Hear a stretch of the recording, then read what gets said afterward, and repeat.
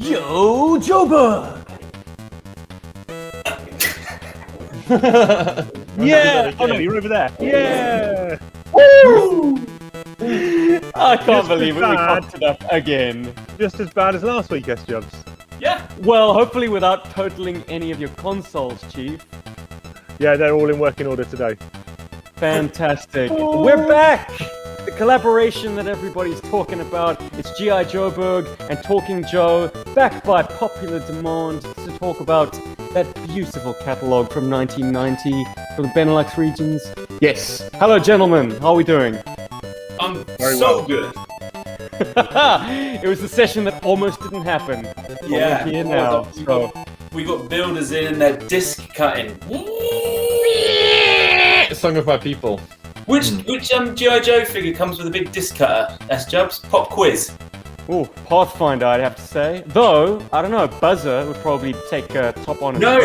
Weren't we joking about Pathfinder that he was basically a glorified gardener? Seems about right. But I mean, look, they're unconventional weapons all over the shop. What is that thing that Zorana comes with, for instance? What does she come with? It's like a disc, not a disc. It's like these little like arrowhead blades on a circular disc. I thought you were Zorana! They got the film in my camera, Yeah! not in my earrings. Microfilm! Chief's favourite film of 2020. Amazing. Gentlemen, I have a surprise for everyone in attendance. Uh-oh. Because we have friends in the right places, i.e. the Netherlands, a fella called Ronald Hoff, friend of the channel, and goes by Snowcat Ron on all social media platforms. Or as I like to call it, Snowcat. Sorry. Smokatron, I know, right? Very, very Daft Punk-esque. Rest in peace, guys. He did translations. Well, the brand, the entity. Thomas and Christian, I hope, are still alive, but Daft Punk is no more. I don't know. Anyway, this is a G.I. Joe podcast, right? He did translations of all the spreads, both the ones that we did in the previous two installments and the ones that we're going to do in this session. So I'm going to very succinctly flash them up on screen, and we're going to talk the talk. I'll tell you guys exactly what's going on. So if you want to dial your screens back to spread number 1, I'll tell you a little story. Assemble immediately! The command thunders through the speakers of the Cobra encampment. Cobra Commander wants a surprise inspection of all his troops. He surely must have some diabolical plan again to conquer the world. For the first time, the heinous Iron Grenadiers are lining up in front of him. Cunning saboteurs led by the frightening Voltar with his eagle. That is an accurate translation, not condor or vulture. That never leaves him. And the newest recruits are also standing in line. The Toxo Vipers, feared experts of the most ghastly toxins. Pretty bog standard stuff. So just to clarify, this would have been the text that would have been on the side of the splash. Exactly. Paul cut it off because, I mean, who Not speaks this Dutch, right? Not this Yeah. Paul. The Paul Panfilo in Plastic Battles, the guy who we have to thank for these images. He cut off the text on this catalog. Little did he know that, some years later, we'd have some G.I. Joe language experts piecing it together. Let's flick on to the next one. This is the Joe briefing room. The Cobras are such villains and their means are so vile that there can never be too many G.I. Joes to stand up for peace and justice. At the end of their training, the new recruits listen attentively to Lieutenant Falcon's instructions. Everyone is there. Budo, Taurus, Spearhead and his Lynx, Max, Charbroil, Maverick, Knockdown, Red Dog, Dodger, Muskrat, Hardball, Repeater, Shockwave, Avalanche, Blaster, Blocker, Lightfoot, Storm Shadow, and Mercer. They know all fighting techniques, but each has his own specialty. Let the Cobras strike. The G.I. Joes are ready, on land, at sea, and in the air. I'd say not everyone in that room is listening attentively, but it's great, man. It's a big old name drop. Bam, as we know Mr. Harmer likes to do in the comics. You take the point, Roadblock. Okay, Flint, I'll take the slack. Scarlet, you take... Yeah, whatever. Number three. Number three. This You is hold the the sort of camera. Arctic mission with the wolves. Shockwave and Avalanche were able to hide themselves just in time. They were patrolling on their ATVs when they on their ATV, correction, singular, when they suddenly bumped into the Cobra wolves, which were returning to their unit. Well, something for the G.I. Joes to know. If the Cobras with their devious ruses were thinking they could do as they please in the remote polar regions, they'd better think again. Shockwave and Avalanche are onto their troop movements. Couldn't miss. Shockwave engages first anywhere, and Avalanche only gets into his element in the freezing climate. These are direct translations, so they might seem a little bit clunky in English. Moving on. Number 4, this is where the Tomahawk is arriving, and it does clear up a little debate that we had in our first session. Too late! The Cobras beat the G.I. Joes to it, leaving the Tomahawk, Spearhead, Taurus, and Repeater only to find smoldering debris. Taurus, a seasoned climber, ascends the ruins as agile as a little squirrel. He shifts aside whole blocks of concrete as if they were matchboxes, but there is little chance to find anything left alive. Max, Spearhead's lynx, may have picked up a scent. Repeater keeps the finger on the trigger since Cobra may still be hiding in this dangerous environment. Seems a bit bloodthirsty, wouldn't you say? Like nothing's left alive. Yeah. It's hardcore. Clearly, the European kids, I mean, their catalogues dealt with life or death situations. Yeah, it almost seems like this ruined town that they've gone to was ruined by Cobra. Cobra has dropped some massive warhead device on this, and this is what remains. Jinx, Dramatic Taurus, reenactment. Seasoned climber? I mean, seasoned. No. Hey, you know what? I wouldn't put it past him. His file card is pretty thin on detail, but it's certainly not his calling card. Like, if it is something that he does, it's just something he does on the side. Yeah, definitely a free climber for sure. I mean, Well, I mean, he is run would be a great figure to use if you were going for the climbing angle. He's got that great, like, rope. Lovely. Amazing. Shall we take a look? This is the pipeline one that you so loved, Ben. Oh, I do. The Cobras want to sabotage the oil wells and pipelines. If they succeed, the world's population will be deprived of energy. That's why Skidmark keeps watching his Desert Fox. Nothing escapes him. Sorry. Behind the machine gun is Muskrat, ready to fire at the slightest suspicious movement. Lieutenant Falcon patrols with his tank car, a light vehicle equipped with a machine gun. Even in the desert, the Cobras might suddenly appear as a jack-in-the-box. Doing. Cute.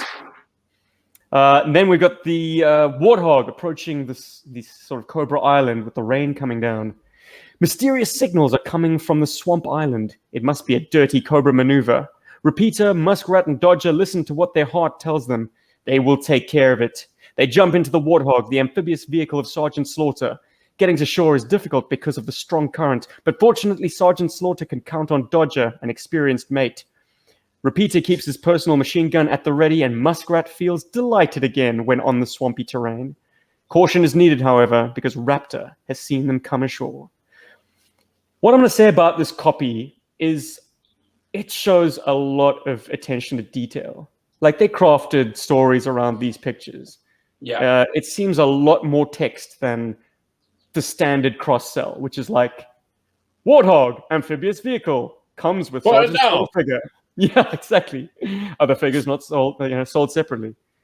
So once again, kudos to the team, the copywriters on this. Then we have the demon tanks. Thunder rolls over the plain. An army of the dreaded Destro sets itself in motion to take up new positions. Such a demon column on the rise that stirs up some dust. Nothing stops the heavily armed tanks. They will go through a wall as if it were a sheet of paper. In his small private jet, the leader of the Iron Grenadiers, Destro, monitors the demon drivers closely, the never-afraid ferrets. Their cockpit is uncomfortably small, but this just gives them a kick. Interesting detail, just to say that the cockpit is uncomfortably small. Which is not entirely true of the vehicle. It's quite spacious in there. But you'll notice, and this is something we didn't raise when we initially went over these images, all the demon drivers, the ferrets, are positioned outside of the tanks. That's not actually a seating area that they're on. Like, they're actually just hanging outside the tank's roof. They're holding onto the guns, presumably, but that's not an actual driver position on that tank. The driver position is hidden inside the vehicle. So this is, I guess, just an opportunity to show off a figure that we seldom see outside of the demon. Yeah. I mean, it's a very unseen kind of figure. Then we've got the Sky Storm taking off with the Conquest in the background. Big alert! The Cobra Air Force has discovered the G.I. Joe base and wants to wipe it from the map. Something needs to be done urgently. Windmill already takes off in his Sky Storm straight up into the sky. Now just retract the rotor blades and the Sky Storm becomes a supersonic jet. Fire! Against those cruise missiles, the vile Cobras have no defense. Slipstream first had to cut short a game of electronic pinball, but now it's getting serious. In his Conquest X-30, he fires his projectiles with agility and accuracy. The computer calculates the trajectory. The Cobras won't know what hit them. It takes a nugget out of his file card that he's a pinball wizard, which is, once again, staggering attention to detail. Yeah, Hey, I like guys. the fact that he fired his missiles with agility. Hey! I don't know what that means, but it sounds good. As opposed to the unagile missiles that just kind of like Yeah. amble off the rack. He fired his missiles by pressing the fire button. Truth. All right, let's talk about Big Boss or Big Boa. Big Boa wants to deploy an entire Cobra Imp division against the International Space Center. The light armored vehicles and their cruise missiles and laser cannons will raise the center to the ground. But they underestimate the courage and persistence of the G.I. Joes. Lightfoot and Charbroil volunteer to stop the Cobra Imps. They are in grave danger, standing so close to each other. Just imagine that Lightfoot's explosives come into contact with the petrol reservoir of Charbroil's flamethrower. It's unthinkable. Didn't we say something like that in the last episode? Sorry. Totally. It's setting them up for failure, man. Yeah. Big time. I like the fact that Then again, no one really wanted this mission, so these two clowns had to volunteer for it. well, with any luck, that bridge is going to give way and it'll be they'll pack it in and go home early. Next, we've got Mercer and Storm Shadow and Budo sneaking up on the Cobra Computer Center. Paralyzing Cobra's computer center will mean the end of this diabolical gang. The entrance is thus well guarded. Road Pig stands watch with Crocmaster and his mangling crocodile. But that does not deter Storm Shadow and Mercer. They used to be Cobras. Now they want to make amends and pass on all their knowledge about Cobra's ruses and hideouts to the G.I. Joes. Budo comes from an ancient line of samurai and holds his own in the martial arts, just like Storm Shadow, a genuine ninja. Together they will bring this dangerous assignment to a successful conclusion. Love that. Really nice teaming up Storm Shadow and Mercer. I hadn't made that connection, that both of them know Cobra from the inside. Yeah. Smart stuff, man. All right, next we have the Scuba Packs, as they are maneuvering for position. And someone in the comments section on the previous one suggested that possibly this is a hydroelectric power plant. And that explains why Voltar is kind of on the level. We're at this kind of high mountain reservoir, and so there's still water that kind of rushes in to meet this mountainside. But listen to the explanation. Quiet, be careful, we are not seen. Quickly, the G.I. Joes switch off the engines of their Scuba Packs. This way, the Hydra Vipers won't see them approaching the floating Cobra Island. After all, the smallest wave could be fatal. And that is not allowed to happen because the other G.I. Joes are waiting for the information on the upcoming Cobra attack. At precisely this moment, Voltar chooses to go on patrol with his rocket sled. As always, his cunning and malicious eagle follows him. If only he won't spot the G.I. Joes. With his gemstone, which he uses as sight, it seems he has eyes in the back of his head. Nice. They hung a lantern on the fact that he's got this sophisticated eye thing. Yeah. A lot of, floating Cobra Island. It's kind of suggesting why the Joes are going there. A lot of backstory. I like it. Very cool. Yeah. What's this explain this gemstone thing to me though, his eye. The translation is literally gemstone. Apparently, that's what that sort of red circle on his helmet represents, which, I don't know, it's a pretty fanciful way of maybe saying that he's got some sophisticated optics that give him X-ray vision or heat vision, something, predator vision. Just maybe it's just a heads-up display or something. Yeah. I know, right? Wicked cool detail. All right, so now we have... Whee! Is this the gyrocopter picture? Everybody's favorite. Quick, the Cobras are not allowed to conquer the laboratory for nuclear research. The fate of the world depends on the responsiveness of the G.I. Joes. With knockdown at the head, an RPV column advances at full speed. But the Cobra Scouts have guessed their intentions.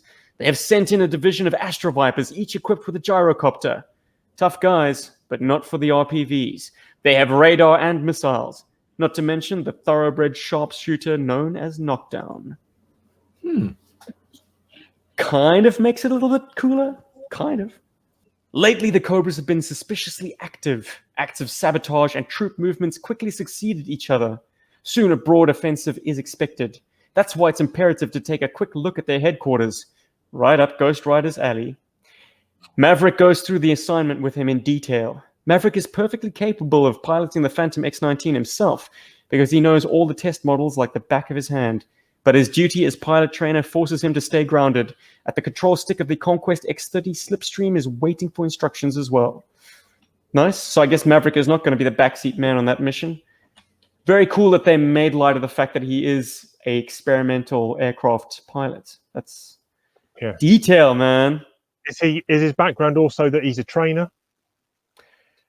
I don't know, but I guess if you are flying aircraft that no one else has ever flown before, part of your job is then instructing the next team of pilots and ground staff. I don't know, quite possibly. His file card doesn't go into that kind of detail, but yeah, we can kind of infer that, I guess. Then finally, money shot, as we all know. Ghost Rider skims very close to the ground. At Mach 3, he escapes the Cobra radar just as easy as the chores back at school. Interesting reference, that. The X-19 is called the Phantom for a reason. The airplane is completely covered in a layer of iron grain epoxy, which reflects laser beams. When approaching the headquarters, Ghost Rider needs to disconnect all radio transmissions to stay unnoticed. He absorbs everything that indicates an upcoming Cobra attack, and then returns along the stratosphere to the G.I. Joe lines. I mean, once again, technical detail being thrown in there that you would expect in something aimed at an older audience. Like, this is marketing the toys, and yet it's got that kind of specificity almost that Larry Hama applied to the comic books. Very, very cool. Guys, this is the bone of contention which we can finally put to rest. By the way, the sequence with the Techno Vipers, overwhelmingly, it has been voted in the comments section that they are breaking in.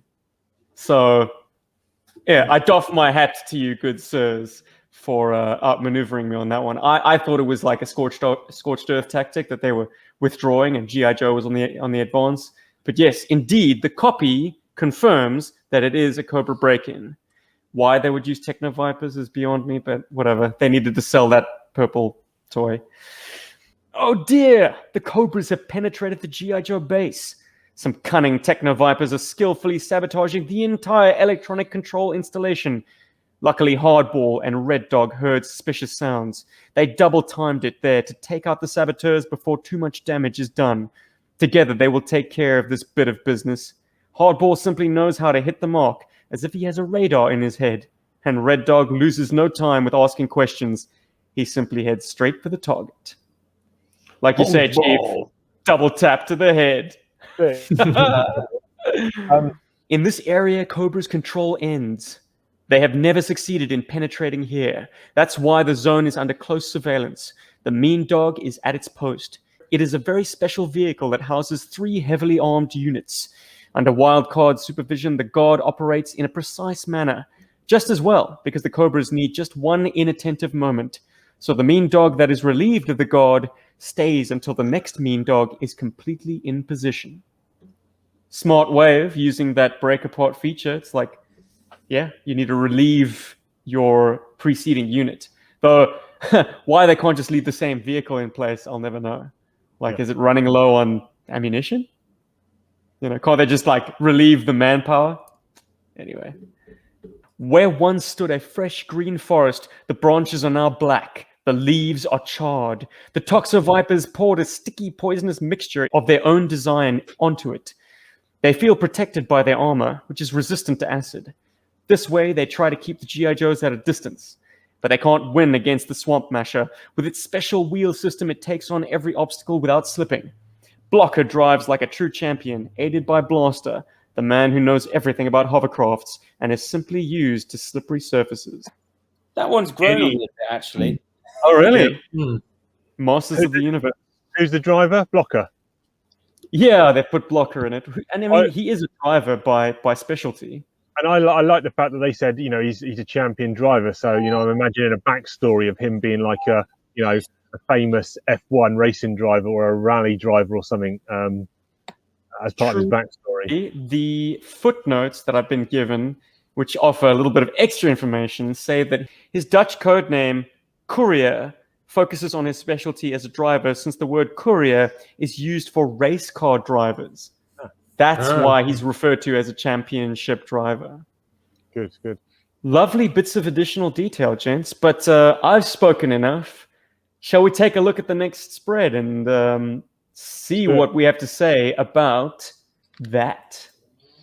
Rolling Spread Thunder. 18. Oh, yes. What? I got that for Christmas, and that was a good day. Damn right it was. Yeah, that was something else. I mean, for a person that likes how many figures you can get on a vehicle, that ticks some boxes. Mm-hmm. Offhand, can you remember how many? Oh my goodness! All of them. Yeah, it's in the high teens. A toy of that size answers all my questions. I like the angle they've chosen here to showcase this, because you get to see, you know, if you've got a side-on shot, you're not seeing the top or anything, so you get to see a lot of the vehicle itself.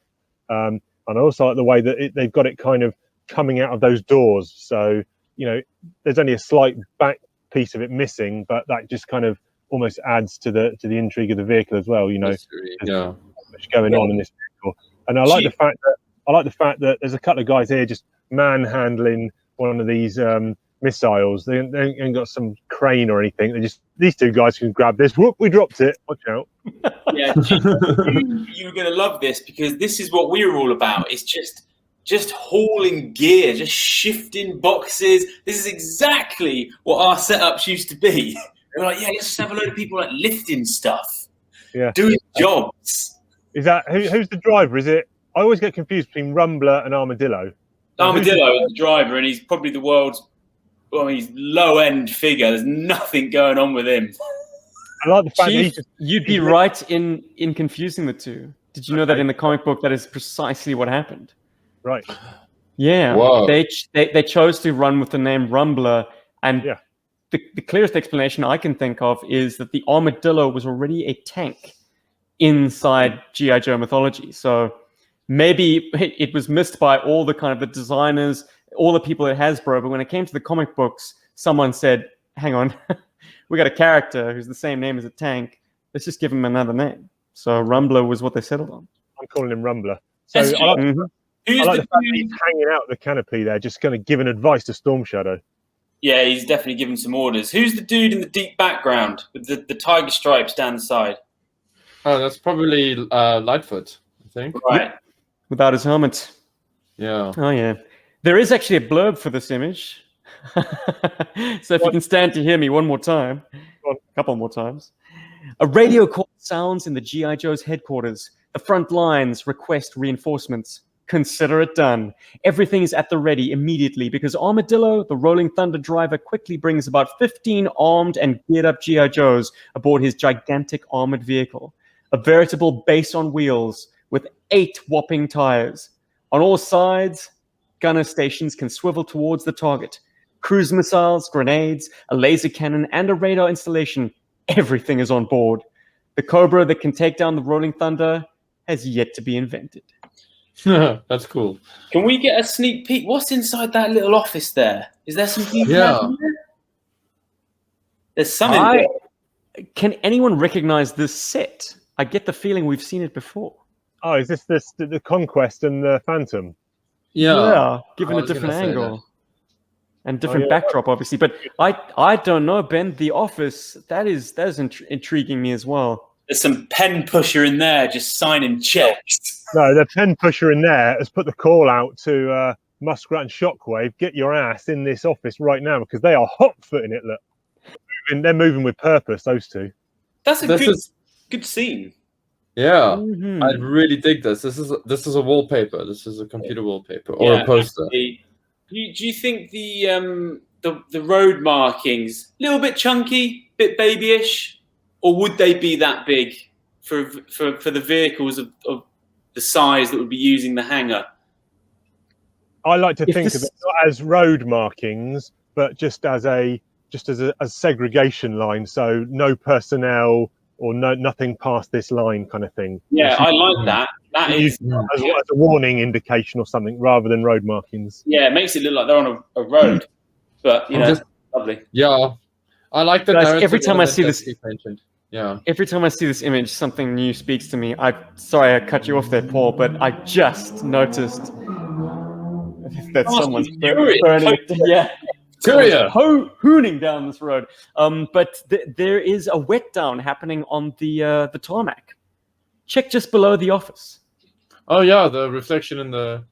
Yeah. They've actually got a little pool of water down there. That's lovely. That's a nice spot. I think this is one of those images where if you're just flicking through, I don't know, you don't immediately think, oh my God, that's amazing. But we could actually talk about this for a really long time because just so many characters in there and so much going on.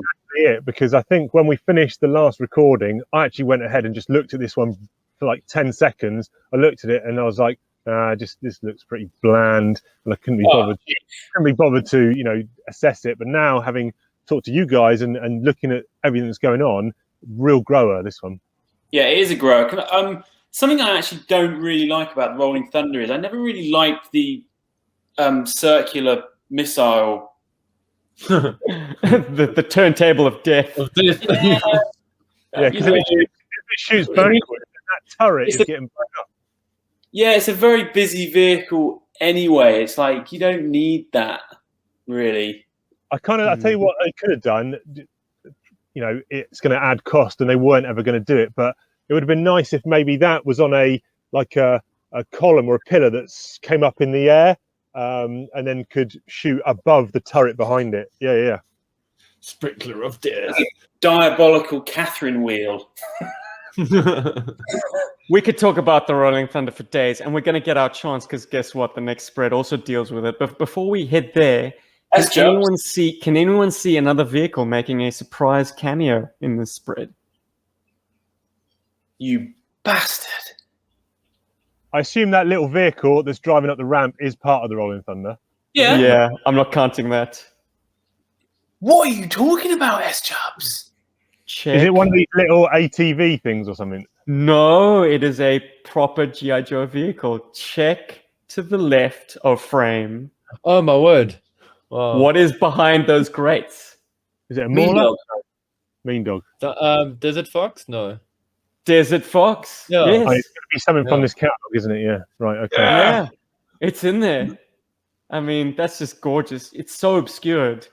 And you'd have to do a really deep, deep cut on this image to see it. But it's there. You are doing. Yeah, very good. Eyes of the hawk, hawk, hawk. One thing I want to mention on this just before we jump out to the next one. It's cool to, and I know that it is sort of relating to the fact that it came out in the same year, but it's cool to see like Storm Shadow on the Rolling Thunder because the Rolling Thunder in the other catalog shot, and one day I hope we get to cover the other European catalog shots that we got, Steve, when we got our vehicles. He's like trailing behind. He's like, yeah. And it's just cool, like, back. you've got, like, a whole bunch of different stuff happening with the vehicle, but it's cool to see, like, Hardball and Storm Shadow and those guys, when they shot that one, they also try to create a bit of a mood, like because it's like a bit of a stormy sky, if memory serves, and it's just cool to see old Storm Shadow and Hardball on here. And I think Dodger is also in the original shot, in the shots that we were familiar with. But anyway, yeah, that was just a sort of a side note. Yeah, they've gotten rid of the ghastly seatbelts on the cannons. Very good. They always looked a bit silly when they're like fully strapped in. You didn't really need them, to be honest with you. But yeah, you're not going anywhere with the gun right in your lap like that. Yeah. It's a hell of a vehicle, the Rolling Thunder. Well, let's wax poetic again in spread number 19, gentlemen. Whoa! on my list. This makes me think of like Gulf War, Desert Storm, like big, what are those missiles called? Oh, the Scud missiles. It totally makes me think of that. Yeah. They've got that Rolling Thunder grubbed up real nice there. I think I'm less keen on this one. I think part of the reason for me is the distance. Yeah, the scale. You can't appreciate it. Wow, that was also my first instinct. It's just a bit too far out. I'd like it a little bit closer, but you can't really get the heft of it, can you? I think it's those missiles as well. Yeah. Let's see if the copy changes anyone's opinions ever so slightly. Halt! Armadillo orders to set up a camp. Well over a dozen G.I. Joes breathe a sigh of relief because Armadillo always applies a hellish pace to his armored vehicle without sparing either his machine or the G.I. Joes. The vehicle stands ready to protect itself for the night, but the attention may not weaken for a moment. Everyone stays on the lookout. The one at the machine gun or the grenade launcher, the other at the launch tower of the cruise missiles. Armadillo is already in his mini-jeep. He is going to explore the area. As long as he has not returned, everyone remains vigilant. Yeah, nice story. I like the way that they're digging in for the night. That's sick. Mm. I also like that little bit about how Armadillo pushes the vehicle. Because I think that also relates to the file card, memory serves. Yeah, pushes the vehicle and the men under his command. Yep. I like this shot, but it needs to be smaller, in my opinion. Yeah, closer. You mean tighter in? Yeah, more intimate. Like it's just too much wide. Yeah. I want my Rolling Thunder back. You want what? I'm pissed off now, and I cannot track it at all. I just don't know what happened to that.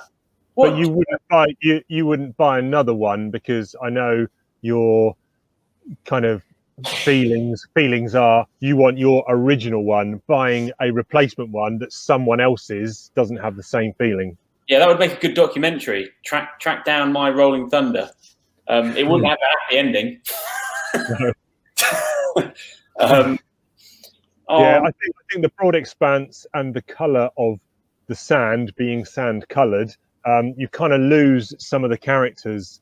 Like it looks like kind of Taurus on the left and even Storm Shadow. I think they're blending in a little bit too much to the background. If anything, for the picture, you should it's kind of in between. You either pull out really wide and get this, but that wouldn't be any good for selling toys, or you cut in a little bit closer. Or you make it into two shots. You cut the image in half and you kind of zoom in on that front half of the thing, but then you kind of lose the scale of it, I guess. To be fair, what they're talking about, setting in for the night, might have made a more interesting shot. Get it at night time. Change the lighting, get maybe some moonlight to illuminate the scene rather than day sunlight. Yeah, that could be. Or just one of your stunning sunsets with the really long shadows, Ben. Yeah, just that might have it, man. Changed things. Yeah. They didn't bother to give Shockwave anything cool to do. Damn it. Shit! Sorry. Ladies and gentlemen, the Ben Show. It's a sitcom. It's Chief then. I just feel like anywhere Chief moves, he's going to knock something over. Yeah, I'm okay at the moment. I feel you, bro.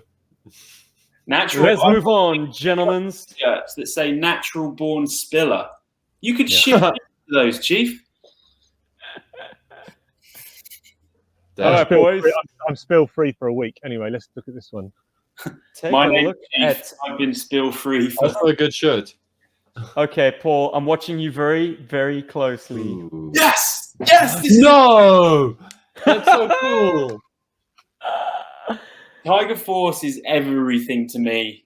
Boys, That- the next 3 spreads, it's That all shot. Tiger Force. That was a shot in my arm for when I was just maybe not waning, but the fact that they were like reskins, I'd never seen it done before, so I couldn't believe it, and I went all in on these guys. I'm going to get my negative out of the way to start with. Oh, Chief! No, on this tree branch, I can't. It's really getting in the way of the shot. What tree branch? The big one on the right, and it's then hanging down into the middle of the picture at the top. It looks like it's that needs. It looks like foreground. It's just not necessary. If it's not in the center, it's not like that Toxo Viper one. I mean, no, but what is it? Is it coming from the right of the image diagonally up, out the top of the shot, and then it's coming back down the middle of the shot, or is it coming? Is it a tree growing from the middle of the shot upwards? I can't understand. I don't understand. Well, look, can you understand how cool Roadblock looks? Look at that helmet. Yeah, I love that helmet. Check out Psychart is posed. It's so good. And Outback is all like, he's walking, he's like, okay, I'll see you guys now. Now I'm gonna go do like long range recon. Yeah, and he's hauling a big old rucker. Oh, it looks so cool. And I just want to show off Jim Godfrey's custom of Tiger Force Outback that he did for me. Yeah, That's Very, very cool. cool, hey? The band. I get where you're coming from, Chieftain. The tree that is actually in the foreground is framing the tiger paw too perfectly. Like the toys are almost cutouts. Yeah. Is that where you're going with that? Like I can't tell what of the foliage is set above the action and what of the foliage is set alongside it. It all just blends into this perfect, like... Yeah. Look at how they've done that bamboo thing with all the rope. That is, again, like something we tried to do, Chief. Yeah. That's so cool. The swamp, that is banging. I love this shot. I love this shot. Steve, I'm sure you will agree with me here. It kind of looks a bit like South Africa. Or any of the jungles of the world, my friend. No, but it does have this like South African sort of feel to it. I don't know how to explain it to you. I mean, I know I haven't been all over the world, but yeah. Sorry. The shadow of that, the shadow on the left of a tree or something on the swamp is so awesome. It makes it feel real. There's a photoreal element to this. It definitely is. But the scaling is like sometimes on these, the scaling messes with you. But I mean, that is like perfect. Well, I've invested in a lot of like model railroad greenery. I mean, any of you guys that do terrain, that's a lot of that's a lot of value. Foliage. Yeah, we dabbled. This will only be me. You would have all spotted it, but I've literally only just spotted Duke. I didn't even know he was there. Uh-huh. Well, that's because it's near the thing that you don't like. Yeah. The tree. Lifeline running with the box. It's cool. Yeah, I find it's a gasoline. Is it a gasoline tank or something? Or it's his case. Oh, it's his case. In Tiger Force, it was done up in green. I actually prefer gasoline though. That's cool. Guys, there's once again an accompanying write-up which might offer a little bit of insight into what is going on here. But it's mainly dialogue, which is a lot of fun. So I'm going to try and do voices. Not really. Yo, Psychart and Roadblock. Nothing to report? Outback asks the 2 G.I. Joes on the watchtower. Nothing. This jungle is a virtual desert. And you, Duke and Tripwire, did you see anything suspicious during your last patrol? Not a thing. You can pack up your first aid kit again, Lifeline. It seems like the Cobras are gone. These 6 men aren't just any G.I. Joes. They form Tiger Force, an elite commando, kings of camouflage and jungle operations. Their specialty, capture Cobra equipment and use it for the G.I. Joes. Like, for example, this tiger paw. I like the fact that they're kings of camouflage, even with a yellow helmet. I mean, can you imagine having a look at that, the whiteness of Outback's hair and beard. It is pure white, Chief. It's incredible. Love it. That's what if I don't get a beard or a hair colour like that in the next 15 years, I'll be well upset. Well, Chief, you're going to be upset because you are not on that road. Okay. That is not happening for you, Chief. I don't want to burst that bubble, but you are not going to be looking like Outback. Okay. It's just lighting is rather poor, but I got a few. I can find another G.I. Joe figure that you will more look like. I'll have a look. Okay. And I'll dig it Pathfinder. out. That's good. That's a good game. Which G.I. Joe figure are you going to end up looking like? Well, if you think about it, most G.I. Joes are probably in their 20s, so we've passed it, boys. Oh, man. I'm 40 this year, so I'm gone. You're a hawk. That's all that's left. No, look, Duke was also posited as an older guy, and with that blonde mop of yours, Ben, if you shaved it down to like a crew cut. Don't compare me to Duke S. Jobs. I don't want to. He doesn't like Duke? Not really. He's so clean cut. All right, let's play this game right now, off the top of your head. Head the buzzer. I don't know. Are we talking Joes and Cobras, or are we talking just the G.I. Joe team? Looked a bit like Road Pig, but yes, I had a haircut like Road Pig. Yeah, you did, and you were into weights back then. You were a little bit bigger. You really slimmed out. But yeah. Well, I remember that. I had a flat top, complete flat top haircut, and it was my first day of school, and I got on the bus to go to school. I was the only one at the bus stop, and it's one of those 53-seater school buses. There was about 70 kids on the bus. I got on, obviously no seats, didn't know anyone. First day at the new school, and some old kid at the back of the bus shouted, "Hey, look, he's got a square head. Let's call him Blockhead." And then I got called Blockhead. My mum still calls you Blockhead. Yeah. Damn it. If only Road Pig had stuck. Guess he wasn't a Joe fan. No. Boys, can we see if this image can be outdone by the next? Good luck. It can. It has been outdone. Probably my favourite one of the catalogue. For me. Let's have a round of applause. Ben's given the game away already. We're going to play a little guessing game at the end, but it would appear... Now, I got that for my 10th birthday. I was in Portugal, and I got the Portuguese version, and I loved that thing. I've still... Did yours float? Yeah, man, it floated. Yeah. Okay. I had the water moccasin and Copperhead, and you were always jealous. You always wanted it. Well, I did. I got them both. I got them off you. Some crazy deal. Oh yeah, probably.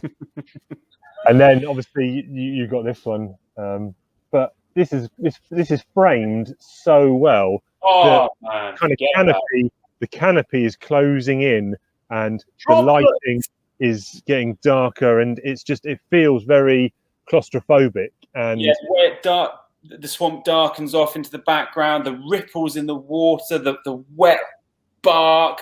I was going to say they've dropped a few little things into the water to get those ripples coming out before they took the shot.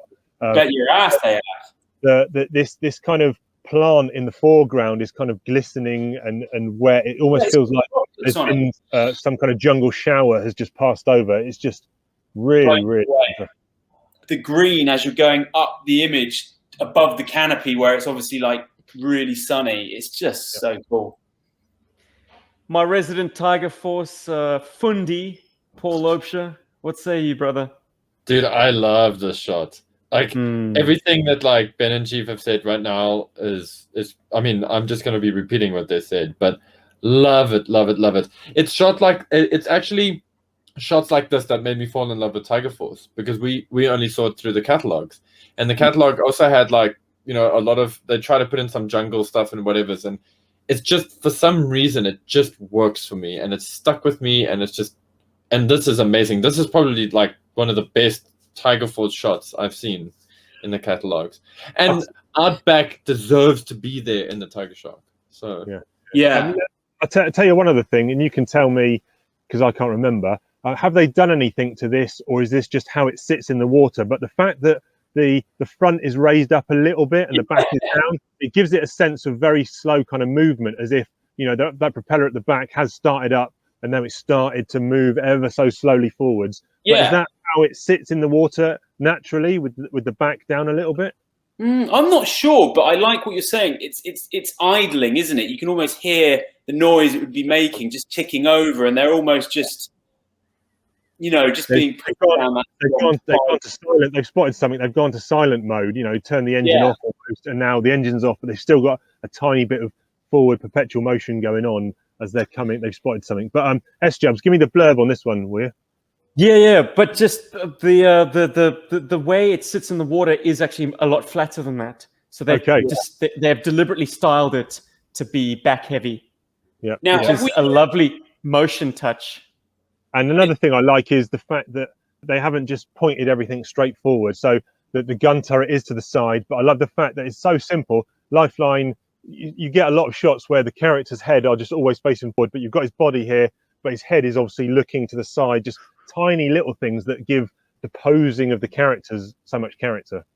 Yeah, and you'll notice on a toy styling point of view, they've taken out the additional canopy glass that the Tiger, Shark, or Water Moccasin has, which is always a fiddly thing because it hems your driver in, and they never really sat low into that cockpit.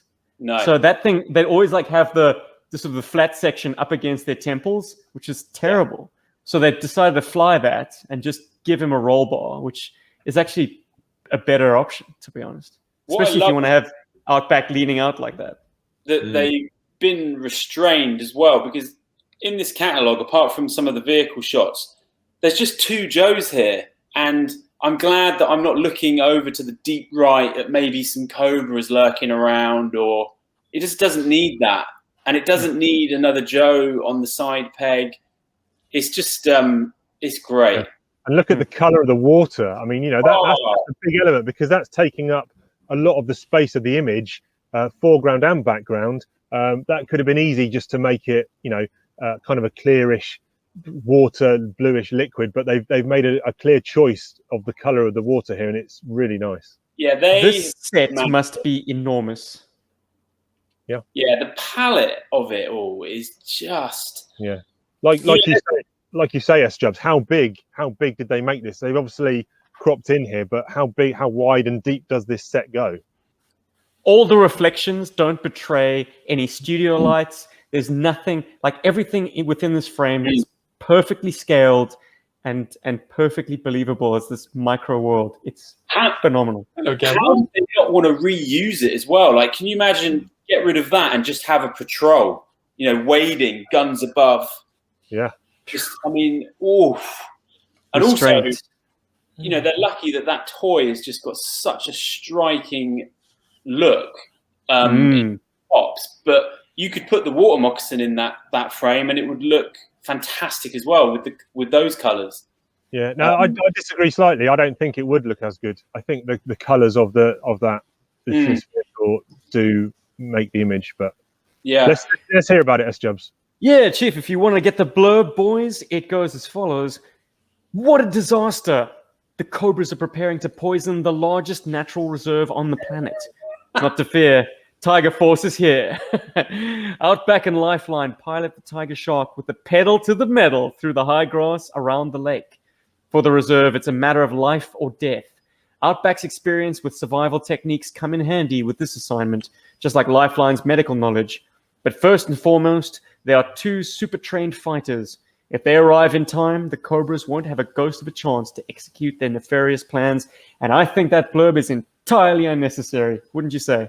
Yeah, I push back against that massively, because they should be hooning somewhere on open water, just like caning to get to this destination. These guys are not doing that at all. Yeah, this is a lot more covert.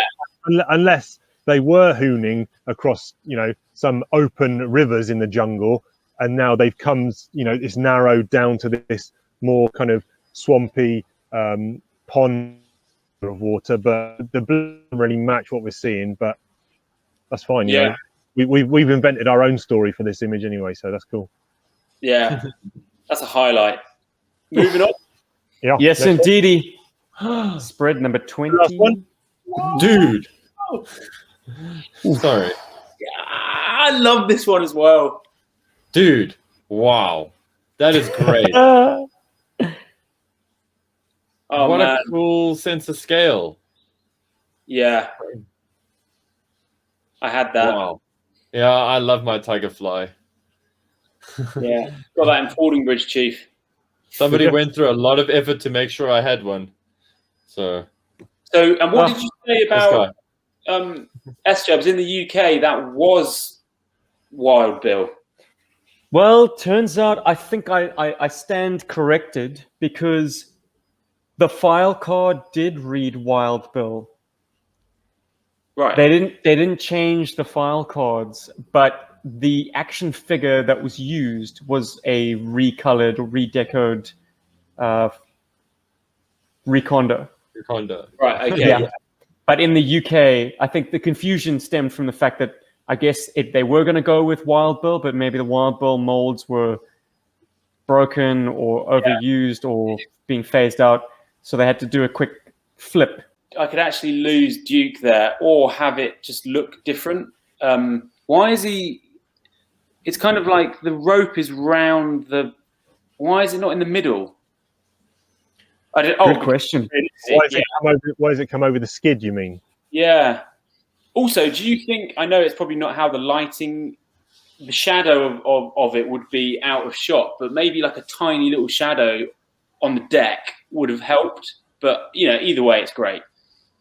Well, I think we're led to, and again, they have done a good job with the scale, but the fact that the ground does look very, very far away, I think he's rappelling from way too high up here.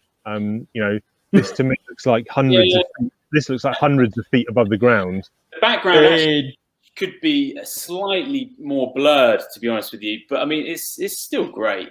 Duke's an airborne ranger, living the life of danger.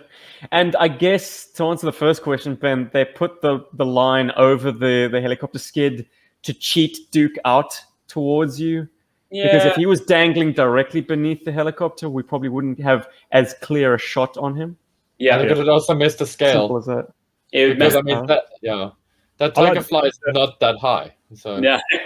yeah. I like the fact that Psych Out is called Psycho. Yeah. Yeah. In both languages. Yeah. Hilarious. Oh, and I've actually got that. Wild Bill in French is cowboy. Hey, nice. And Wilde Willem in Dutch. These last three images just go so well together. It's the same, you can just imagine down below in that shrub and bush the other scene that we just saw. Yeah, and you're gonna get, if you get these three images in the catalogue back to back, you are definitely going to be shifting some Tiger Force toys. Oh, you are going to be straight down Toys R Us. I mean, you'd be buying your face off. What are they missing? Anything? Yeah, they're missing the, what did they call it? This tiger cat. Yeah, I think so. I think there's one spread which has eluded us. But did all the Tiger Force stuff get released in one wave then? Was it not spread over several seasons? So what you Oh would no, have is that seen... the last one? Sorry. Oh, Paulie, I'm sorry. Listen, guys, mea culpa, like I literally should have worked this out beforehand, but I've just noticed that I have a translation for an image that I don't have possession of. And it is not on Paul's website. But apparently there is one that deals with the tiger cat. Yeah, it would make sense. Sorry, boys. Maybe we'll have to do this again sometime. But look, these three images are just home runs. I think we can all agree. Like, they're tough to beat. They are definitely a highlight to end our Benelux catalog review on. But what I'd like to know from each of you is what's top of the pops? What is that one image that really, really speaks to you? I don't know if you need a moment to think about it, or if you've got one fresh out the gate. And I've got the thumbnails here. I'm going to tell you right now. So I think we all like that spread 21, which is, oh yeah, you're right. On the numbering that you've given me, it goes to 21 and then it goes 23. So 22 is missing. The spread Spread 21, the Tiger Shark. I think we would all have that in our top 2. And then I'm going to say, Steve and Paul, your next favourite image is going to be either 13 or 14, which is the Phantom flying solo or the Phantom and the Conquest. And Ben, I'm saying your favourite is going to be either image 2, which is the Joe's R&R in the room. No. Image 6, which is the Warthog coming onto the beach. No. Or I had one more that I thought you might like. Mine are 5 and 10 are my others that I like. Okay, all right. The sand dune and Sewers. the outside the Cobra base. Okay. Paulie, if I was to have a guess about you, mate, apart from the Tiger Force, if we took the Tiger Force off the table, I think spread number 1 is visual perfection. The Cobra's on parade. I love that very much. I'm a big fan. I'd even go as far as to say I love spreads 1 and 2 very much. Ooh, can you pick one from the other? I think we did this in our first episode, but like now I'm putting you under the pump, brother. I really love spread 1 just because, like you said, it is a very well shot image, but spread 2 just speaks a little bit more. It's like a nano, like just a little bit better for me, because that reminds me of my Joe collection when I was a kid, and my Joe collection was just cobbled together of everything, and so seeing that, it just took me back to that, and then it also has me wanting to build that scene, which is a good thing. Like if I was a kid, it would have been nice for me to have seen that as a child, because it would have pushed me into that direction earlier to do stuff like that. I look at that and I go, I can do that. Like, whether I could actually do it or not is a different story entirely. But I look at that and I go, I could do that. The Cobra thing, I just look at that and I'm just like, wow, I don't know how I'm going to get that many. Like, I love that, but it just feels unobtainable for me, even now. So that's why I love spread 2 so much over that. Yeah. Yeah. I've just, in the edit after we recorded our first session, and after I'd seen Warthog stickers cropping up in other places, I've noticed that there's a fire extinguisher sticker from the Warthog set that finds its way next to the shotguns. Another beautiful little Easter egg. And there's like a piece of chalk on the chalkboard sort of rail where Falcon's giving the briefing. Like, the attention to detail is all there, but as you say, it is attainable. These are like everyday dio pieces that a more enterprising and practically minded child would be able to assemble without too much difficulty. Like that radiator that Shockwave is up against. What is that even? Dudes, the corrugated cardboard for the door. This is my favorite image, because at heart I'm a GI Joe. In the battle between good versus evil, I'm on the green team, and the fact that every single one of those Joes is a character. You got top tier characters with Cobra. They were all kind of they were leadership figures, like Voltor, like Cobra Commander, Destro, all those guys. But here we see the GI Joe grunts, and there were no Cobra grunt characters. But here we see like the bottom rungs of the GI Joe army, and they are each individuals, and they are shown as such. It's amazing. And Avalanche's leg. What the hell is going on there? So yeah, image 2 from me, boys. Chief, have you? Image 4, I reckon. Sorry? You like image 4, I think. Image 4. We have a look at that one. Or not. Yeah, that was. I was going to say that was one of yours as well. So that is in my the Tiger Shark one is my favourite, but image 4 would be my in 4th place. Yeah, with the Tomahawk. But you need to get numbers 2 and 3. Jeez. I think you quite liked 10 as well, didn't you? Yeah. 10's okay, but it's not in there. No. I mean, 15. 15, yes. 15 is my favourite one. This is the Techno Vipers and the Joes coming in. there's only about 3 or 4 images of all of these, which is a direct conflict between Joes and Cobras. You know, the one that you like 10 with Road Pig and that, there's Joes and Cobras in the scene, but they're not actually engaged in combat yet. There's only about 3 images here where there is an actual engagement. I love the motion. I love that action. I like the set that it's all going off. I just really, really like that. Number 15. One more for you. I'm just going to put you out your misery. And it's actually number 6. I like the positioning of Raptor kind of form there. I like the pose they've got him in. Just, this has got a sense of motion and, you know, just this image here. How cool is the kind of blowout they have on that orange? Yeah. That must be a happy accident. I don't know if they really intended that. That just happened in camera. Yeah. Tell you what, this has definitely motivated me. I want to get a nice high res print of that tiger shark shot. Mm. You know, lose the little numbers. Yeah, that would look sick.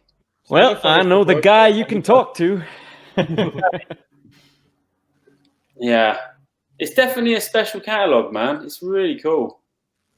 Agreed. Very And good. peeking forward, there is a 1991 Benelux catalog. It is a special piece and perhaps deserves to be showcased. But we were chatting off air, and I think it doesn't have quite the impact of this one. No, it's almost as if they've done this and, you know, head office have been like, loved it, but rein it in and get more of the toys going on. Yeah, You spent it does loads- definitely feel that way. And those budget on expensive sets, and yeah, next time round. I haven't seen the 91 catalog yet though, so don't want to comment on it just yet. There's more images for sure. Right. Okay.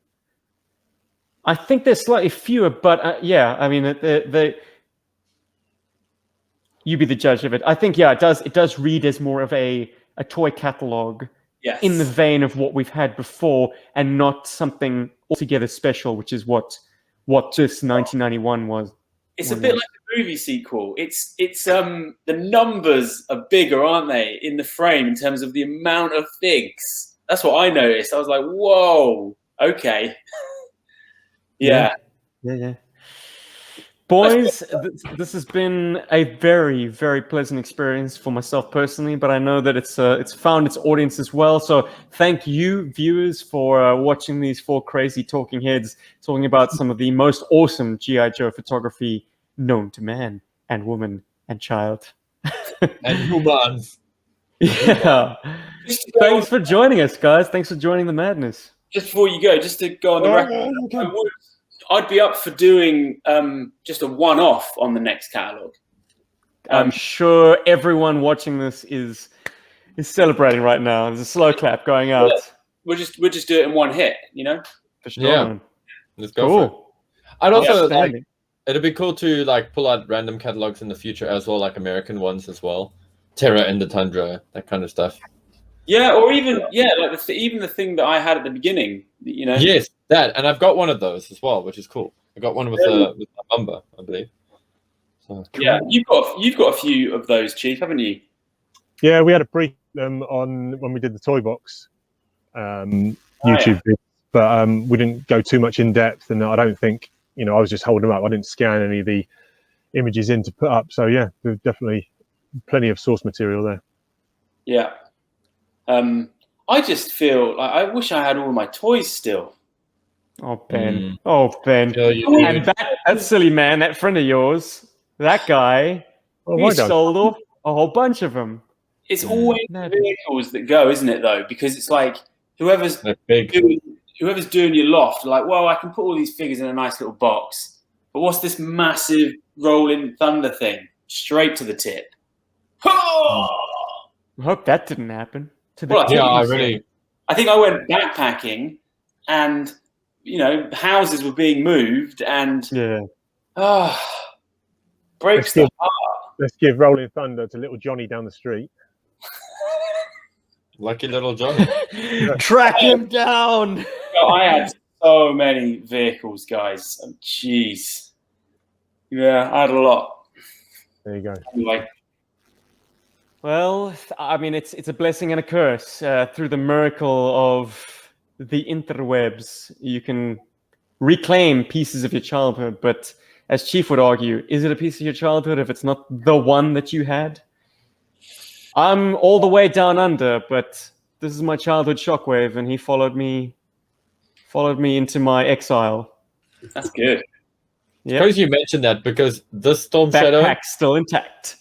if it's not this Storm Shadow, sadly it's not my childhood one because I didn't have one as a child.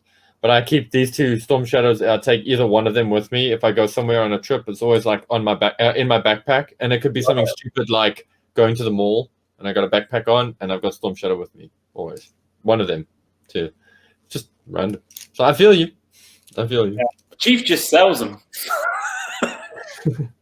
No, He's got to finance his premium collection, you know, like 6-inch toys that are his Mezcos or whatever.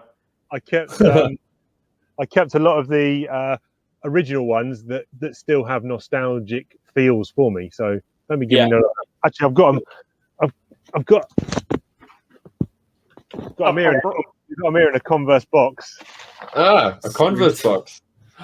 Yeah, As it should be. Vintage G.I. Joe figures in a shoebox. That is right. So those are your faves. Yeah, that's my faves. Yeah. Crimson Guard, Iron Grenadier. Yeah. Oh yeah, there's a few in there. You know, I like most of the Destro. classic dudes. I'm keeping. They're not going anywhere. These just fell out though. I didn't know they were broken. Oh, that's going to happen with increasing regularity, I'm afraid, man. I hope that's not legs. Yeah. All have a shelf life. Anyways, guys, we could yammer on for hours. This has been great fun. Thank you very much for the responses that we've gotten. I'm sorry I didn't get into a read today, but the comments are awesome. If you have any insights to add to this conversation, or if you just want to reach out to us, please drop a comment down below. Hey, if you're feeling generous, why not give this video a like?